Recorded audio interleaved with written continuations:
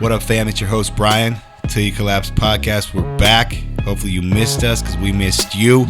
So I got a couple people in here I'm really excited about today. But before I introduce them, just want to chat with Scotty a little bit. Scotty. What's going on, B? What's new with you? Did you get any new followers from that last podcast? I think I saw a few. Maybe just a couple. Just a couple. My man, you guys need to follow this man. He's going to blow up the video game. Give me your Instagram again, Scotty. Shots with Scott. Hit me up. Shots with Scott. I want to see you guys follow him. He deserves some love. He works his ass off here every day. I really appreciate him. He makes videos. Literally, this guy probably edits and makes 3 to 4 videos a day. He's a fucking monster. And I appreciate you. Yeah, he's a huge part of this brand, man. So give him a follow. He's been evolving with the brand, and he deserves some recognition. So that's how I want to start this out today. Another person we got in here is actually someone that I've known for a long time, but he started with the company. How many months has it been now? About 2 months. For about 2 months now. So get a little bit closer, Damn. Brent. I didn't even know it's been that long. It's been about 2 months. My man Brent, and he came on. He's actually partnering with me on our new CBD company, Vital Minds. So he's partnered with me in that company. He's also come on to TYC. He does a lot of shit for TYC because you guys all know I'm fucking not organized. I'm disorganized as shit. I need a lot of help. So this man has come on. He's helping with the organization. He's been a huge help. He's also helping with my personal brand. And what else do you help with? Everything, man. You're kind of a jack of all trades, man. Trades around here. So I'm excited about the CBD brand. Tell them about it a little bit. Yeah, we're coming out with a new CBD brand. We're dropping about 5 products that we'll be starting out with. Start with our tinctures, our creams, our pre-rolls, and our gummies. So be coming out here in about 3 weeks to a month, and excited about it. And what's the company called? It's called Vital Minds CBD. So check us out on Instagram. We're going to be launching in about 3 weeks. Very, very high-end, high-quality CBD brand. A lot of these CBD brands out there are really, really bad quality. They're getting shit from overseas, or they're not getting their shit tested. Honestly, that's very important to us. Our shit is sourced in Oregon. It's all tested multiple times. And honestly, all of our stuff is, if not the strength that we claim it is, it's over that strength basically, and it's all clean, and it's very important to us. Just like with my brand Til You Collapse, I take a lot of pride in the quality of the product. I would never put out something out that's not very, very high quality, so I'm excited for everybody to try it out. You guys are going to enjoy it. We're actually going to spark one up. We all know our pre-roll CBD flowers. It's my favorite way to try the CBD. Brent's going to spark this up. But who I'm really excited to announce is my man, Andre Touchy Fili. Let's go. Thanks for having me, man. I'm stoked to be here. This man, I honestly, and I'll keep it real because I don't bullshit anyone. I don't know much about you, Andre, but like I know, I was at your last fight and you fucking pumped me the fuck up. I felt your energy. I felt that. I could feel your vibes. I saw you in the ring when you got that win. So proud of you, so happy for you, man. And I could just tell, I don't know what that feeling's like because I've never been in that situation, but I could tell you were really soaking in the moment. But I'm really grateful and humbled and thankful for you to take your time out to come here and talk with us and share, with our listeners, your story, who you are, what you've been through, and kind of as you grow and evolve as a fighter and then a man, kind of what you want to do as far as plans and business and stuff like that. I want to talk about your goals and what we got going on, what we're going to do in the future, maybe beyond fighting type of thing. And I know that's something that's big for you, huge. That you talk to me, which is great because unfortunately a lot of people don't have that mindset in any kind of game. Fighting, sports, all that kind of stuff. So let's talk to him, Andre. Tell him where you come from, what you're about. Like you said, man, I just fought here a month and a half ago in Sacramento. It was a beautiful thing, and that's the best part about fighting, man. Like, even though you haven't been in the cage, like, you got to share that energy same as everybody else. Like, the entire Golden One Center felt the same way I felt because we were all there together. Like, we all got to feel that feeling, man. Your hometown, man, that had to have been amazing, right? Your hometown. I felt it. You were dancing and shit. You had my big ass dancing with you. It was just, the vibe is like, man, there's a lot of things that you do, like, there's stuff you go through, there's things that you do throughout your life, and you don't realize they were special until 10 years later, or you look back and like, damn, remember, like, damn, like, that was really something, like, we were really doing some shit, right? Like, that was one of those things that it's special as you're doing it. You're like walking out, you're like, damn, I'm at the new arena in my home city. Every face I see in the crowd is someone I know. it's just fucking electric, bro. That's the kind of shit you'll never forget ever your whole life. That's badass. Never. Yeah, like I got done with that fight. I was like, all right, if I die right now, it'd be all right. Because that moment, like you're just like, bro, like it's beautiful, bro. It's a beautiful thing. That's amazing, bro. That was. I'm happy for you, man. Like I said, we were all there experiencing it with you, and for the people that like your hometown, like we're supporting you. Like I said, I felt it, man. Like I said, I could truly feel. You know, obviously not the same extent as you, but man, we all were experiencing it together. Bro, when someone you know is in a fight, like you're in a fight, that's just how that's how it feels, bro. Fighting's crazy, man. I mean, there's a reason I always say like, there's a reason that we hug our cornermen before we get in the cage. Like, we're not about to go fucking golf. Like we're not playing a non-contact sport. We're fucking fighting for our lives. Yeah. So when you watch someone come through that, not only unharmed, but also with a big win and a big payday and a big a manifestation of all the hard work, it's just hell yeah. You just get that get to fucking finally breathe out and be like, okay, everything's gonna be fine. Everything's gonna be all right. And you earned that, man. You earned it, man. I know you put in work to get to that point. I mean, it's not just, you know, anything in life that like when you get to a point like that, like you put on in work for probably years. And like I said, I don't know the extent of your story, so we'll share it and tell everybody. But I'm excited to hear it myself, honestly. Mm-hmm. Yeah, there's a lot of shit that people don't see. You know, there's a lot of things people see the fight, and to them that's crazy. You know, to them that's like getting locked in the cage and whatever is like that's the craziest part. But there's all kinds of shit that people don't like. Just the things that you have to go through every day just to get to the cage. You know, that's I feel like the sacrifice and the dedication is what makes someone a professional athlete. Not even professional fighter, just a professional anything. Like, are you going to get your ass beat Monday and show up Tuesday?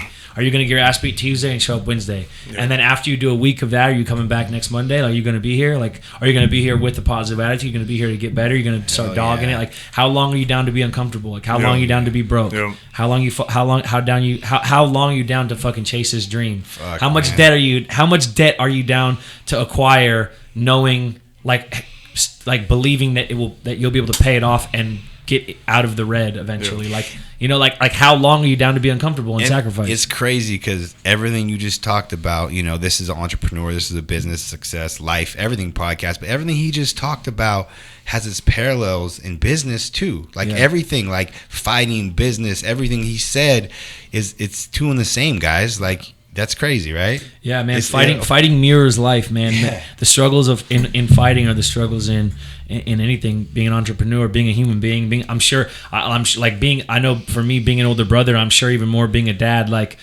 being a man, like being a person. The struggles of fighting are the struggles of life. They mirror each other. You know, it's 100%. like you get what you put in. You know, and all that shit you just talked about. Talk about grit and overcoming shit. Like you said, you lose. What are you going to choose to show up as the next day? You know, You're going to show up with a good attitude, positive, ready to continue to work, or aren't you? Right. And you're going to lose.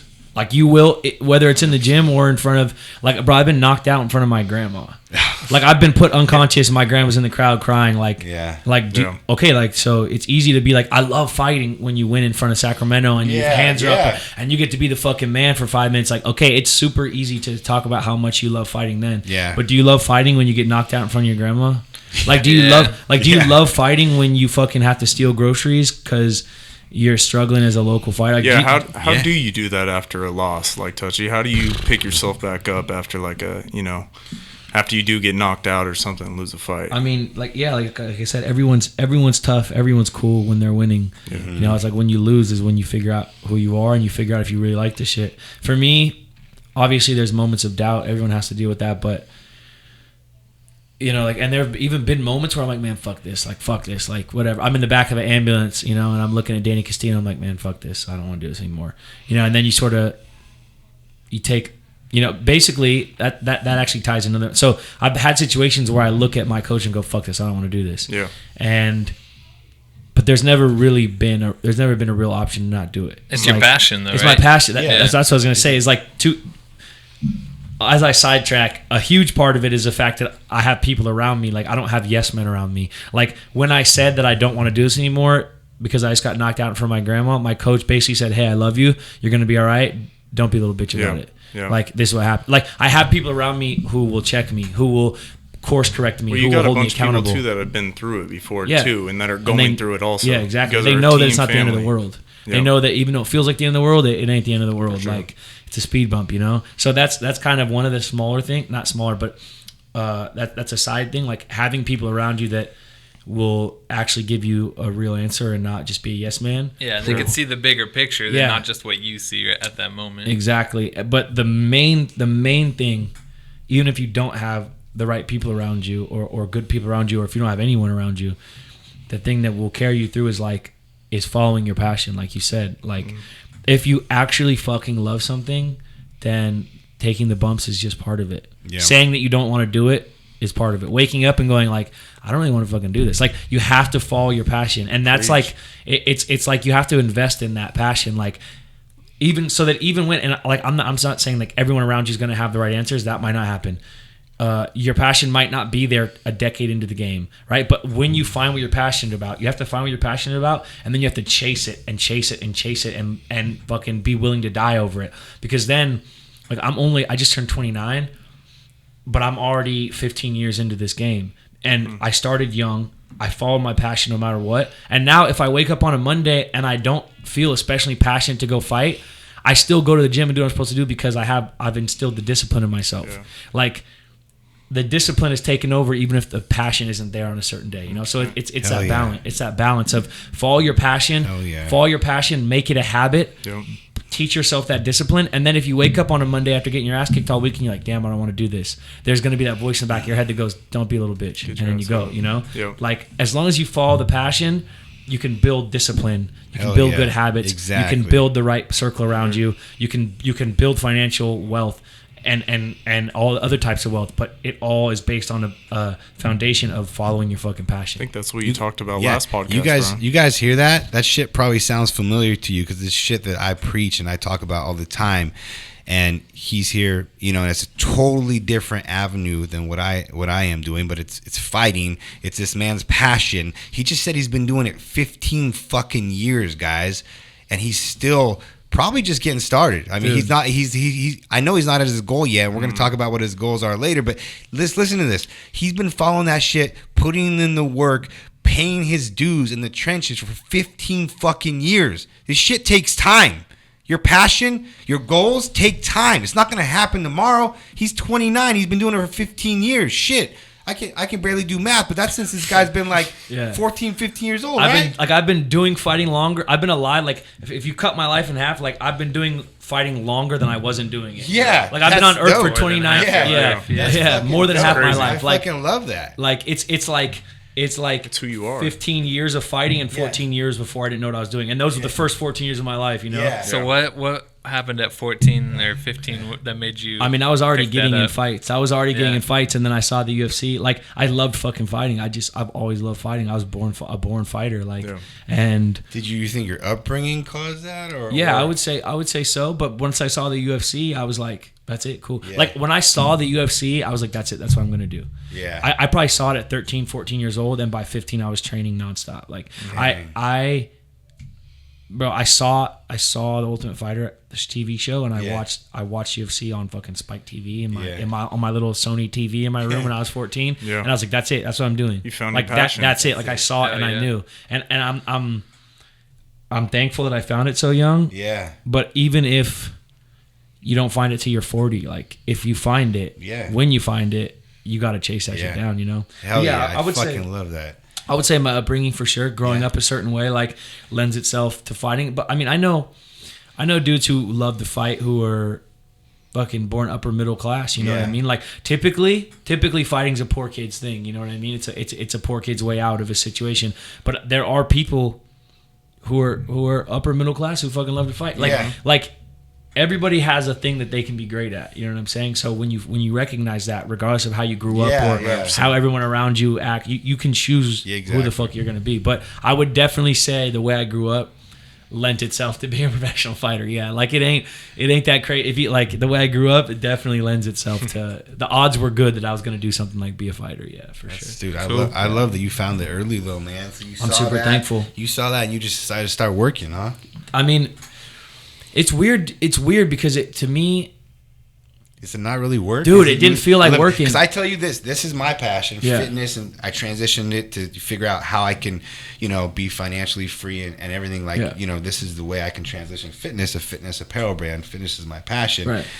Every day I come in here and I'm fucking grateful and blessed for Stoked this. to be here. I love to be here. No matter, and it gets hard. There's ups and downs. There's times when I lost everything. There's times, there's tons of bumps in the road, right? Like you talked about in business and fighting all the same things. But I fucking love coming here. This is not work. I can literally do this 7 days a week, and I still come in for 10, 12, 13, 14 hours a day, and I love it, and some days it sucks more than others, but at the end of the day, I still love it, right? At the end of the day, it's like, it's better than working in a fucking office for some dude you hate for fucking barely almost minimum wage, and you listen to your boss fucking say a bunch of shit you don't want to, like, it's like, the thing is, it's not about like, are you happy every single day? Because happiness is a fleeting thing, like, or like the enjoyment of like right now, like, are you happy today? He's like, no, I'm working my fucking ass off. I haven't even had time to be happy or sad. I'm fucking working my ass off. But then when you're done, like, are you fulfilled? Like, are you stoked to be doing what the fuck you're doing?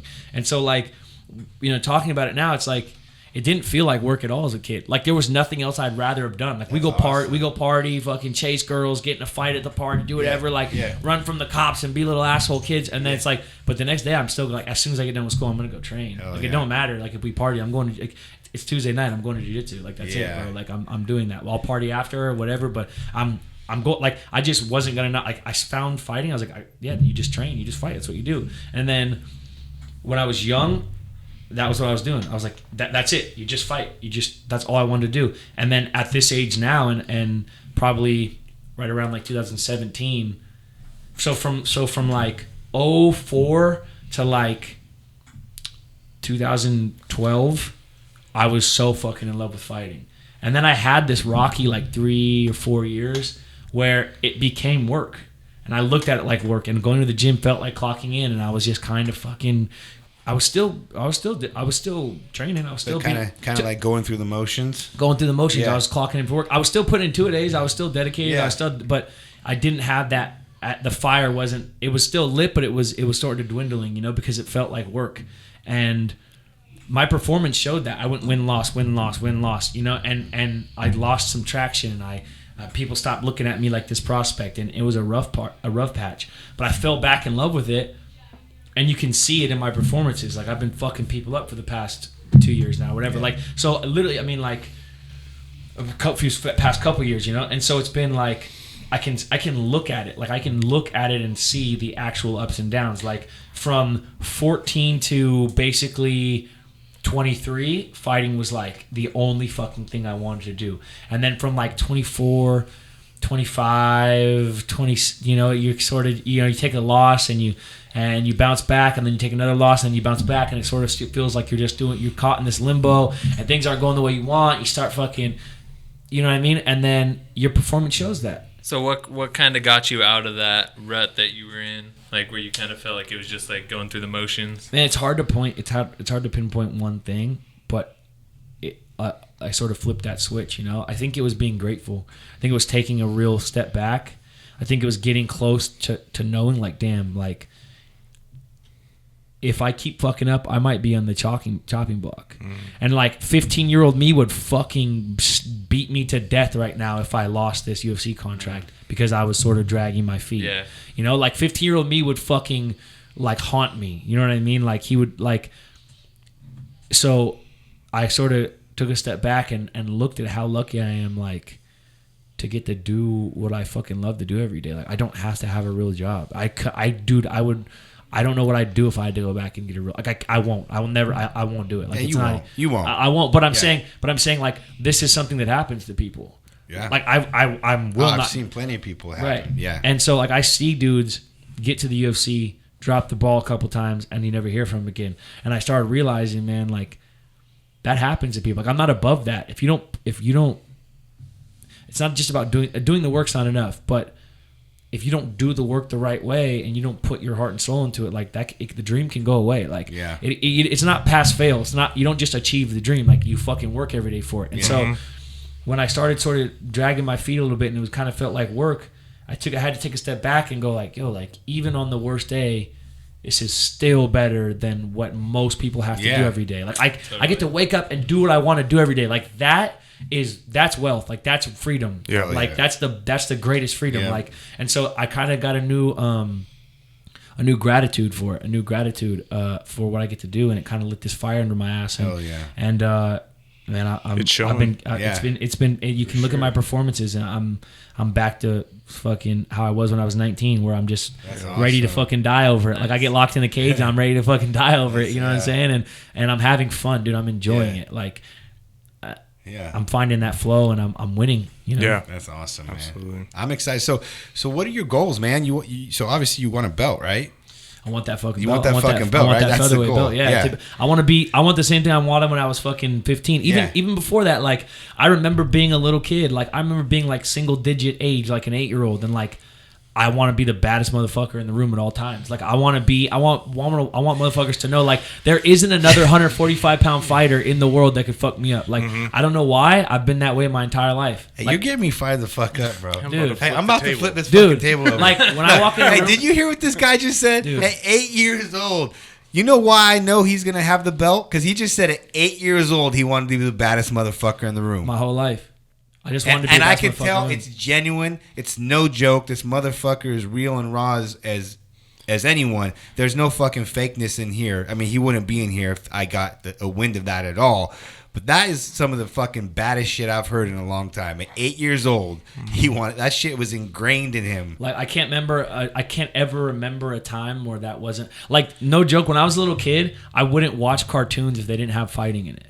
Like I wouldn't watch like there was cartoons like you had fucking whatever you have Ninja Turtles and Batman and Power Rangers. Yeah. Like cool. Yeah. I would watch that. I wouldn't watch fucking like Arthur or Magic School Bus because like no one's punching and kicking. Like I just wanted to. I woke up from the time I woke up to the time I went to sleep. I just wanted to fuck shit up. Like I just wanted to fight. I just fucking love fighting. And so like if you have something that you feel that way about, you got to chase that shit down, dude. Like you got to do it now. You got to fucking walk out of your job. Like you know what I'm saying? Like seriously. You gotta. When I got the call to UFC, thankfully my bosses that I was working for before I was in the UFC, like thankfully they wrestled with Faber in college. They're sort of part of the Alpha Male extended family, and they sort of provide employment opportunities for guys who are in that position where like I'm almost to the UFC, but I need a part-time job. Really fucking great dudes. But I got the call. I literally got the call like, hey, you want to be in the UFC? Okay, you got 2 weeks. What do you weigh? And I weighed like, I was getting ready to fight 2 weight classes up because I beat everybody in the region. So I was getting ready to go from 145 to 170 fight another local fighter for his set 170 belt. Okay. So I was walking around eating Chipotle every day, not giving a fuck. Sure. I'm getting ready to, I'm like walking around, getting ready to fight at 170. Yeah. And they're like, all right, you got 2 weeks. I'm like, cool, no problem. I weighed like basically 100. I weighed like 180 pounds. So I basically cut 30 fucking pounds. I almost fucking killed myself. Yeah. But I didn't give a fuck. Like you have to be ready to die over it. But you made that shit happen, right? I got the call. I literally got the call, hung up the phone, told my bosses, love you guys, thanks for everything, clocked out, and went to the gym. Like I got up from my desk and left. Whatever the fuck he had to do to make it happen. And that's in fighting, that's in business, that's in fucking life. If you want to get something, you got to make it happen any way you can. And that's what he did. I want you guys to make sure you pull that from that. That's awesome, bro. I mean, it is. So here's the thing. You're going to get that belt. I'm getting the belt, yeah. You're going to get that belt. And I know we were talking. I can't wait to see you do that, man. I'm fucking excited to see that. You know, we'll be here supporting your ass. So what I want to start talking about, because you were talking to me, you know, you're obviously a fucking sharp. I don't want to call you kid. Fuck, you're 29 years old. I'm 37. I feel like everyone's a kid. I'm an old motherfucker. I don't like to think about it. Yeah, you're not a kid. Like, how old are you? I'm like, I'm gonna start lying to motherfuckers. Yeah. Well, I thought you were in your early 20s. You look a lot younger than 29. I'm trying, dude. You know, that's because I'm Hawaiian. I can't grow a fucking beard. So you get that belt. I know we talked about the future. Like you obviously you got ambitions for the future. You know, obviously fighting is your passion. It's a huge part of you. You're gonna get that belt. You're gonna spawn off from that. But you also want to do more than just that. So let's talk about that. Let's talk about a little bit. You know, I want you to plug your clothing brand because I really like the premise behind it. I gotta bring you some stuff for sure. I'll rock the shit out of it. I want to hear more about the premise of the name. I've looked into it a little bit, so I kind of get it, but I want to hear from you. I want them to hear, and then also your music, which I had no clue about. So let's talk about that. And let's talk about just like what you were kind of saying in there about what you want to talk about after fighting. Yeah, I feel like there's a lot of guys who are great fighters, and they do what I did, which is basically commit their entire fucking life to fighting. but then at some point you have to understand, like there's like everything has a sense of like everything has an impermanence, you know, like there's nothing that's just going to be constant forever. And so eventually, like nobody beats Father Time, you know what I'm saying? Like there has to be a way to leave, and you see guys who do it the wrong way. I don't want to name names. Yeah. You see you know guys who leave the wrong way. And then you got guys like Faber who leave the right way. Yeah. Who do it. And he just came back, won another fucking fight, made a bunch of money, got the fastest knockout in his career. But he fucking left the right way, you know, and he has set himself set up. Faber could never, ever fight again or step foot in an MMA gym. He'd be set for life because he used his fighting to springboard. But I see a lot of these guys who it's hard to juggle that. It's hard. It's almost an oxymoron to be like, hey, follow your passion, don't give a fuck about anything else, but also have things on the back burner. But you have to find some, I don't even want to say find a balance, because I think you should commit everything you have into this. Yeah. Fuck a plan B. You have to charge this thing with everything you have. Yep. But there also has to be like a cognitive choice you make where you go, okay, when this ends, I have other things. Yeah. Like there's other things that I'm going to springboard into. And so, like, I mean, and I feel like I agree with that 100%. And I feel like, I mean, music's got to be something you're kind of passionate about if you're doing it. I feel like anyone does music, they're kind of passionate about it. Right. And then I feel like your clothing brand, the name of that and the meaning behind that's something you're passionate, you believe in too, right? That's so that's exactly. So, you know, right? That's sort of what I've tried to do is like, is take things, the other aspects of myself, and get those in a position where when it's time, when I have this big following, when I win the belt, when I build this giant hype that's growing right now from winning fights, and people, because there's a lot of guys who win a world title and everyone goes, okay, like what else is there about him? And there's nothing else. He's just a fighter. But for me, it's like, I win the world title, people are going to go, okay, what else about him? Like, oh, he has music on Spotify and iTunes,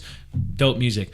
He has clothing brand. All right, fuck with the clothing brand. I'm gonna order some shirts. Like, there's all these other things that I have going that can springboard off of what I'm doing fighting. And I mean, you're doing the same thing with your CBD company. It's like these are all different parts of me, all the things I'm passionate about, all the things I'm interested in, and maybe they take a backseat to fighting, but that might change. Yeah. You know, change is the only constant. You have to be ready for that. And if you have a platform through your clothing or through fighting, whatever it is you're doing, you should use that platform to springboard these other things. 100%. And so I have, and a big thing for me is I don't want to be a fighter that makes music. Like I want to be a fucking musician. Mm-hmm. I want my shit to be able to people to put it in a playlist of other current hip hop, and it holds up against other people who are hip hop artists. Like when I make clothing, I don't want it to be some gimmicky shit that people buy because I'm a fighter, like some ugly a fucking Affliction shirt, like or whatever, right? Like like I want it to be shit that people can rock every day and not have anything to fucking do with me. Like you might not even. I want people to be able to see the shirt, have no idea who I am, and want to buy the shirt still, right? Yeah. So like with the clothing brand, it's called Outcast Underdogs, which is give them a follow. Give him a follow on Instagram. Just at Outcast Underdogs, no space. There you go. Tell them what that means. Tell them the story behind it. Yeah, man. It just sort of is like it just started with my crew of friends, man. A bunch of us have it tattooed on us and shit. It's like it's everything I do is organic. Like I can't fake the funk. Like it has to be real. I love that. And that's how we are. That's how I am. That's why that's the kind of people I fuck with, because there's so much fakeness out there. And it's like you find someone, you see someone real that's genuine. You gotta keep them close and fuck with them. And when you do something like your brand or my brand or fight, whatever it is, like when you follow that passion, like it has to be genuine. Like you have to be honest with yourself.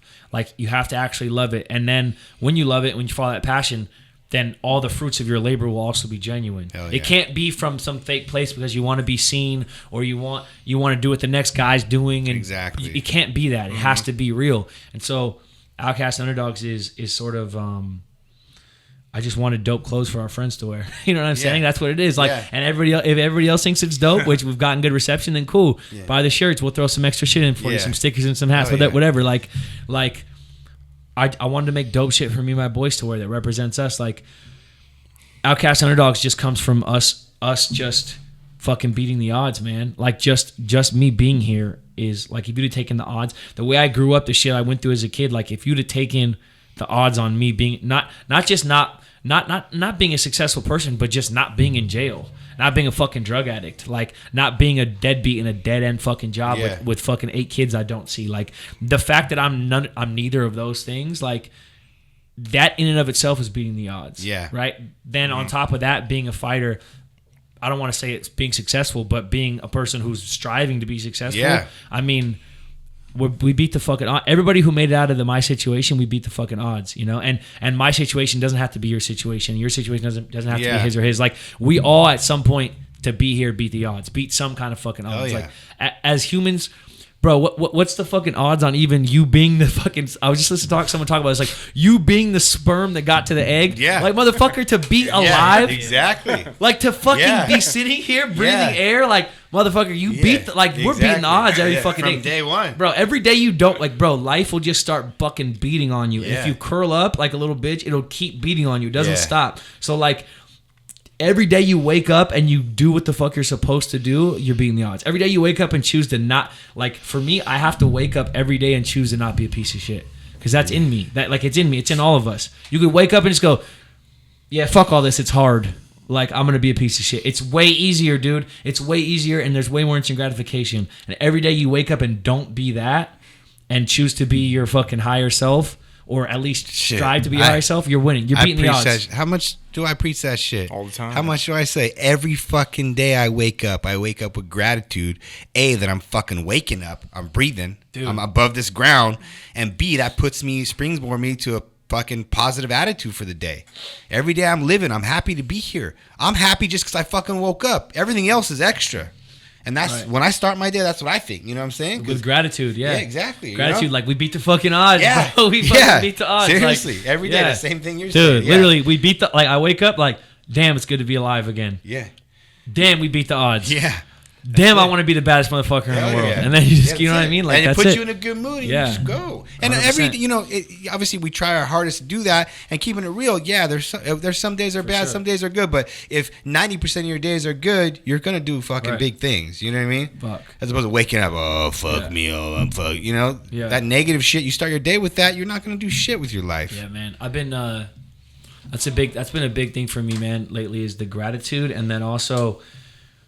Yeah, like, there's so much to be done, dude. There's so much shit to do, like, and there's so much opportunity, and there's so many resources. Like, we talked about this earlier, man, like, this idea of scarcity and fear and, like, this idea that, like, there's not enough to go around. Like, I gotta carve my little slice of the pie and fuck everybody else. I'll step on whoever I can. Or, like, I don't want to start this company. Like, I don't, like, how easy would it have been to be like, okay, instead of starting Til You Collapse, like, okay, I'll get an entry-level job and I'll work my way up to middle management and I'll be miserable till I'm fucking 60 then I'll retire. No, I mean, when I started Til You Collapse, I was a top sales manager for a gym, making $150 a year, and they were trying to promote me to make over $200. Yeah. And remember, I have a family of 5 I support solely. Right. I said, fuck you. I'm chasing my dream. Right. You know, I was the opposite. Yeah. I was pretty successful, maybe in some people's eyes. 150, 200K is not successful in my eyes or goals, basically. Right. But I threw that all away to chase this dream and bust my ass to get, the freedom to be able to do whatever the fuck I want to do whenever I want to do it. I coach my kids' sports. I see my kids whenever the fuck I want. I do what I want. That's the most important. And 2, I have big ass goals. I like nice things, you know, cars and stuff like that. I need to make a lot of money to be able to get that kind of stuff. So, 100%. You know, that's No, I feel it, man. I'm on the same page, dude. So that's a perfect example. I ask you, like, so you're making $150 a year. Like, most people are hoping to end up at $150 a year. Yeah. Like, most people are like, okay, I'm 29 now. Yeah. If I eat shit until I'm 36, I can be the regional VP and right? Like, that's so fucking true. Like that. So what I'm saying, like, you get to 150 and then it ain't that much fucking money. No. It ain't worth being miserable. Hell it ain't no. worth not chasing your dreams. Like, bro, you could fucking, I mean, I don't know, man. I've been on such a weird, like, I'm the least kind of hippie person ever, but maybe over this last like 6 months, I've been fucking getting real fucking hippie, dude. Like, well, that's because what we're talking about. Yeah, we can share that too, because I'll tell them I'm looking to do that. Dude, I don't give a fuck. I keep it real here. Yeah, I don't hold anything back. I'm interested in talking about that a little bit, actually, if you don't mind, because we could even do it together, bro. I would like to try it. That shit has been. I was talking earlier and. I've been like, I got introduced to psilocybin, to mushrooms. Yeah. And it was one of those things like I always rolled my eyes as a kid. Yeah. As a kid growing up around a bunch of fucking people abusing drugs. Yeah. You're like, for me, I was sober out of spite. Like, fuck all of you. Yeah. Even though I was partying, even though my boys are getting fucked up, like, at the end, I still had this chip on my shoulder. I'm like, fuck y'all. I'm not getting fucked up. Like, I want no part of it, right? Like, obviously, you grow up in Northern California, you smoke a little bit of weed, you party a little bit, but, like, I was like, I'm not touching blow. I'm not fucking, I just had no fucking interest in doing a bunch of Molly or pop a bunch of Thiz pills and shit. Like, and there's no judgment. I mean, we were partying. Like, I was partying a lot as a kid, but, like, I was, like, staunch, like sober out of spite. Drinking like, and smoking. Basically. Right, like, drink a little bit. Even like, even drinking was super rare for me. Like, I'd smoke a little bit, I'd go party, like, whatever. Like, I was out partying, I was out getting in trouble, but I was like, I'm not doing drugs. Like, I was just staunchly, like, anti fucking drug. And then as you get older and you become more open to certain stuff, you're like, all right, well, obviously weed is not the same as fucking meth, right? Yeah. Like, so maybe there's other things that like, because not only is cannabis not bad for you, it can be fucking good for you. Yeah. Right? So it's like, okay, if cannabis can be good for you, right? And there's things you can do recreationally. Like, I don't do drugs, but you can do a little bit of blow at a fucking party and go to work the next day, right? Like, there's drugs you can party with that aren't gonna fucking kill you. Yeah. There's drugs that are gonna rip your soul out of you and fucking kill you and have you stealing out of your mom's purse. You want to avoid those, right? Yeah. But on the other end of the spectrum, there's stuff that's actually good for you. And so I kind of opened my eyes to that a little bit, opened my mind to that, and I started microdosing psilocybin. And it's not the end all be all. It's not gonna fucking change you as a, but it helped act as a catalyst for all these things that I was already trying to manifest in my life, all these ideas that I was trying to cultivate. I've heard a lot about that lately. So like I said, I've been really interested in it. Yeah. It was huge for me. And it's funny too, because I've heard it from, and the thing is like, I feel like any kind of drugs or anything kind of always has some kind of stigma behind it. Like weed. Yeah. Bunch of stigma 100%. Behind that. Even CBD, like everyone like against it, like, but they'll go fucking drink a bottle of vodka like nothing. When that shit fucks you up, everything. Worse. It's poison. Exactly, right? Like, but it's fun to drink, but tell me you feel, tell me, dude, tell me that you fucking drink your ass off and feel okay the next day. But it's legal. Nah, it's legal, so it's okay, right? Like, you're poison. That when you get done partying, when you get done drinking and shit, the next day you're like, you feel like you just poisoned your body. Yeah. So what I was saying is, like, with the shrooms, I've been hearing it from a lot of high performing individuals that are really, really successful, that have been talking about it and been opening up about it. So I'm definitely interested in it, man. So it's like dope, man. It's small doses. So is there no trip or what? Like, what is that like? It sort of depends, man. For me, is like the mushrooms that I've been getting are really fucking strong. So I talk to people like I used to hear kids like, yeah, I ate the shrooms. The shrooms that I'm getting, like, you don't need a fucking eighth. Yeah. Like, you definitely don't. They're fucking strong. They're not like, I mean, it's the same thing with weed. Like, you hear like old hippies talk about, old hippies smoke fucking new weed, like that's all and indoor hydro, and they're like, oh yeah, different, right? Yeah. So the mushrooms that I've been eating, it just depends. Like, I think anything between like around a gram is probably like around a gram, like. And it just kind of opens your mind and allows you to think differently. Yeah, like anything from like 0.8 to like anything from like 0.8 to like 1.5, I think is technically a microdose. And there's no, like, you can definitely take more in trip, but like there's, I think, for the benefit of what we're talking about, I think even just getting your feet wet, like, it's just like anything else. Like, we could all sit and get stoned and be worthless for the rest of the day, or we could all take a hit of this joint and be like, damn, hey, you ever think about this? Like, you ever think about it this way, and then go be, it's like 100%. It's the same thing. Like, if we all fucking took a shot right now, we'd get all loose and fucking laugh about tell some fucking story, and be like, oh, I can't, like, but if we fucking down the whole bottle, we'd feel sick. It's like, totally, it's just like anything else. Like, you can either use it as medicine or abuse it, right? It is what you make it. It is what you make it. So, like, I think, like, I think that almost anyone, like, basically almost every single person that I know would benefit greatly from microdosing a small amount of shrooms over a couple days, like microdosing 2 or 3 days in a row. And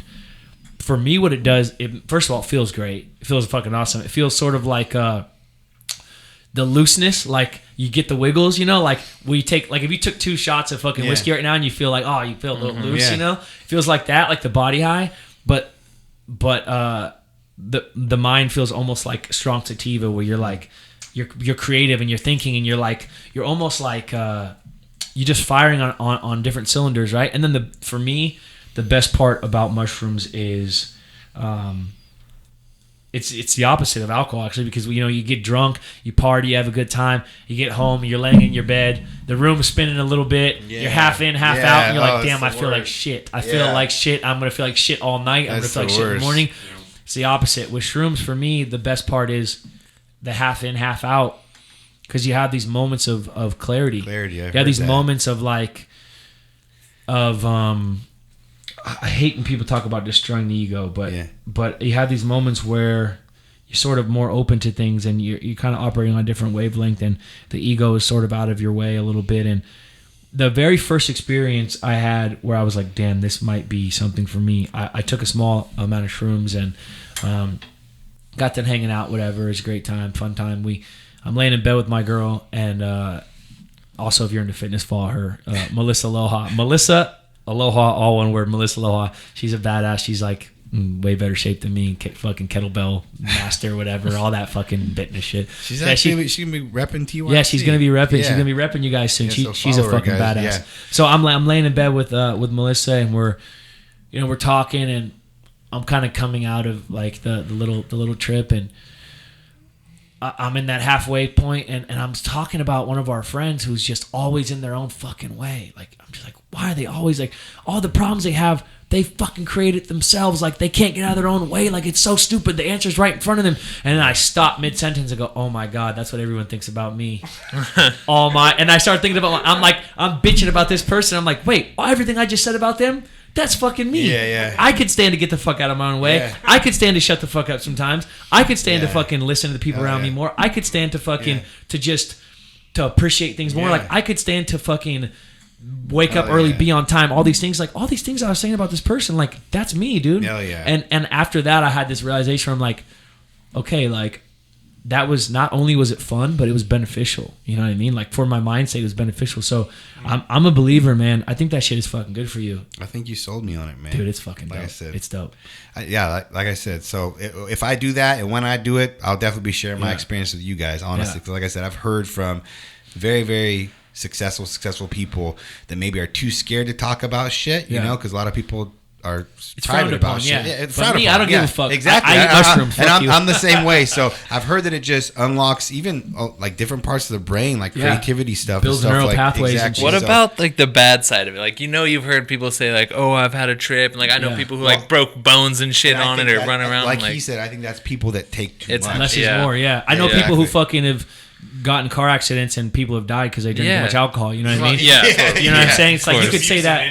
You could say like, I did too much of this. Like, you could fucking drink too much water. So you want? So like, it's literally the portion you take. Yeah, it's not. exactly. For me, I try to just microdose. I try to microdose. Like, I trust the person I get them from. That's big. To tell me like, hey, these ones are like, because there's different strands. He goes, all right, these ones are hitters, and these ones are hit. You know what I mean? Yeah, so then like, so then also I'm a less is more guy. Exactly. Like, maybe sometimes, like, if we all went to the bar right now and we went, like, we're celebrating some release, and the goal is to get fucked up, we're gonna toss 3 or 4 back before we even get started. Like, with the goal, the intention, to me, it's like just like with anything else.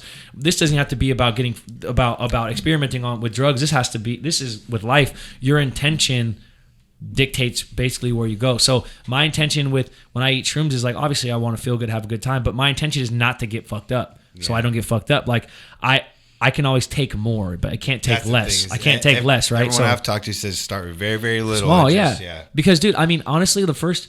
You could take, I mean, they're a fucking beautiful thing. I don't want to preach about it too much, but you could take enough shrooms to fucking have a trip. You could take you could take enough shrooms to fucking laugh with your buddies. You could take enough shrooms to.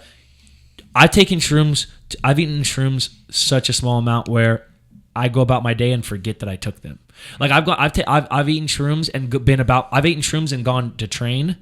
And I'm in the gym and I'm fucking shadow boxing. I'm like, oh, I like the way this thing flows. And I'm like this. And then I get done with the session and I'm like, fuck, I felt great today. It's like, oh yeah, I fucking, like, it's, you know what I mean? You can eat enough to where it's not so, it's not only is it not, hell yeah. Not only is it not intense, like, it's so it's so not intense that you forget you did it. You just like with anything, like you said, like anything.